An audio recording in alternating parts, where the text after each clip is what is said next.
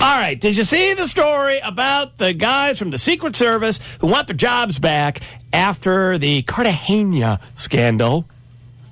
Now, normally, you'd think if a guy wants a job back after they've been fired for something, they go through a lawyer, they do their kind of deal, they see what they can do, and it's generally not about something that the entire nation knows about. There is not I don't think there's an American alive who is old enough to comprehend what happened who doesn't know this story. And it seems to me like probably not going to happen. On the Super Celebrity Hotline with us, one of the heroes of the Secret Service, Tim McCarthy, who, of course, took a bullet for Ronald Reagan during the assassination attempt in 1981, now the Orland Park Police Chief.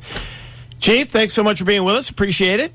You're welcome. Nice talking to you. All right, so I think well, I don't know. What do you think about this? I mean, how isolated do you think this is? These guys want their job back, but kind of what the implied, according to at least one of the lawyers here, the implication here is, give them their job back, but if these guys are gone, they can talk about stuff. Well, I don't know that they can talk about things, and I'm not sure exactly who these agents and uniformed division officers were. I don't think they were assigned to the Presidential Protective Division of the Secret Service. They were more in a support role.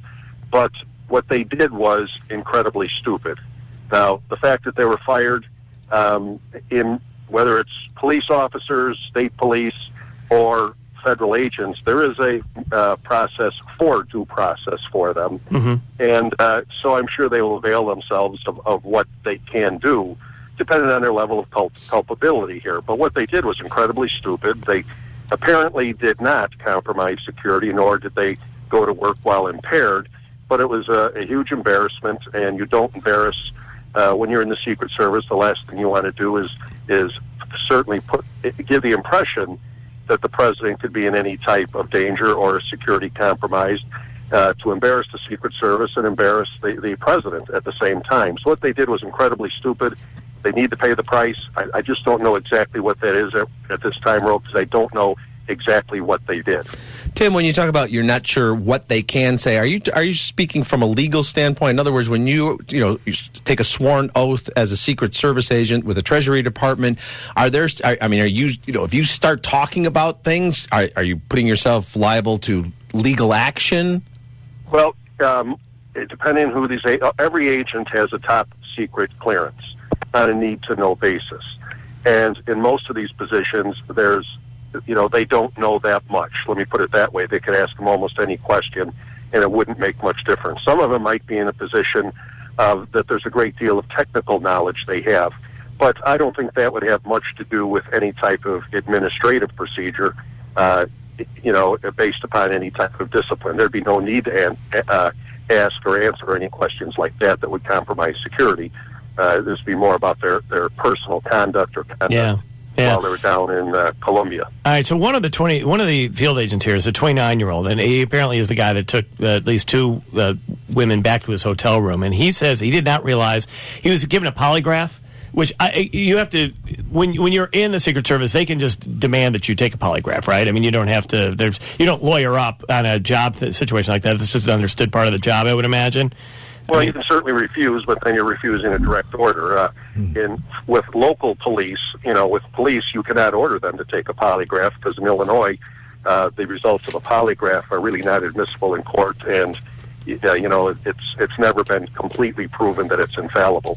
Right, and I think the reason they were doing this was just because this was part of their internal investigation at the Secret Service level, as opposed to, for any kind of legal action. So this guy said, the 29-year-old said he's single. He thought he didn't know that these women were prostitutes. He took them back to the hotel. He didn't think he did anything wrong. Then all of a sudden he finds out they're a prostitute, misunderstood, blah, blah, blah, blah, blah. Now, even if he's right about all of that, and he's also now questioning whether or not the polygraph, the people who took the polygraph of him and other agents in this case did it right. Did they cut corners? They're making all kinds of allegations about that. But that all aside, let's put all that aside for a second. Let's go back to the main point.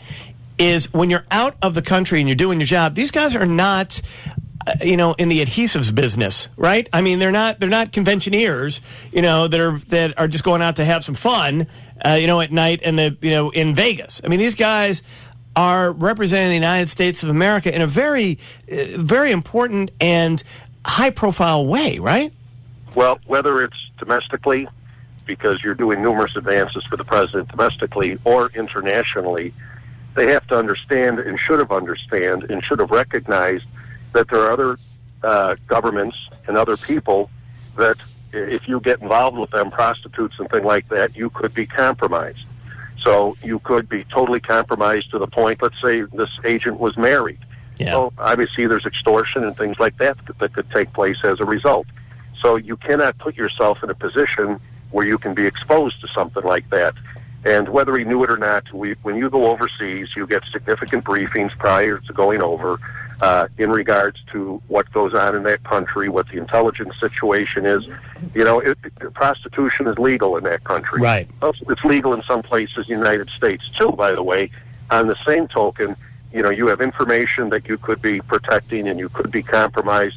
So, what they did was incredibly stupid to think that they could do something like that and that there would be no consequences and there wouldn't be severe consequences as a result of it. So many of us are very disappointed, but I'll tell you, the director, I saw a little bit of the Senate hearings yesterday. I saw them on the news yesterday. I don't know what one they were, which, as you know, is a bit of theatrics, too. Right. But often it's not what happens. Secret Service is a large organization, very large organization. It's how you handle it afterwards.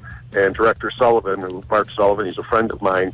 Out of the 12 people involved, 11 have already been fired or separated from the Secret Service. And if you can find an agency anywhere in government that will handle something that swiftly, I'd like to find out where it's at, because they acted very swiftly. Now, I understand two of the agents are going to try to fight to get their jobs back, and that's due process.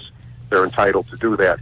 But it's often how you handle these things, as unfortunate as this is, as much as what happens. Right. Fortunately, it doesn't seem like anything was compromised, but it's certainly an embarrassing thing, and certainly what some of these people did was just incredibly stupid. All right, Tim, thanks so much. Appreciate it, Chief. Tim McCarthy, Orland Park Police Chief, Thanks, and Tim. Former Secret Service agent, one of the heroes of the Secret Service. Thanks, Tim. Appreciate it, man.